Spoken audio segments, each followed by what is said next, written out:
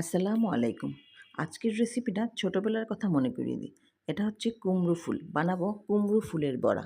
আমি কুমড়ো ফুলগুলো নিয়ে ডাঁটাগুলো ফেলে তারপর এগুলোকে হাত দিয়ে ভালো করে ভেতর থেকে সব কিছু পরিষ্কার করে একটা একটা করে পরিষ্কার করব, করে আমি এগুলোকে একপাশে রেখে দিব। এবার বাটিতে চালের গুঁড়া, ময়দা, মরিচ গুঁড়া, হলুদ গুঁড়া, সামান্য জিরা, পরিমাণ মতো লবণ, বেকিং পাউডার দিয়ে মিক্স করে পানি দিয়ে একটা ব্যাটার তৈরি করে নেব।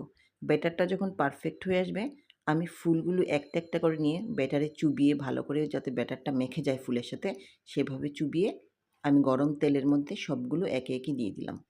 এবার ফুলগুলোর এক পাশ যখন ভালো করে হয়ে আসবে, আমি এগুলোকে উল্টে অপর পাশেও ঠিক একইভাবে ভালো করে ভেজে নেব। যখন মুচমুচে লাল লাল হয়ে আসবে, আমি এগুলোকে নামিয়ে ফেলবো। আমার কিন্তু এগুলো গরম ভাতের সাথে খেতেই বেশি ভালো লাগে। আপনারা চাইলে শুধু সস দিয়ে, মুড়ি দিয়েও খেতে পারবেন।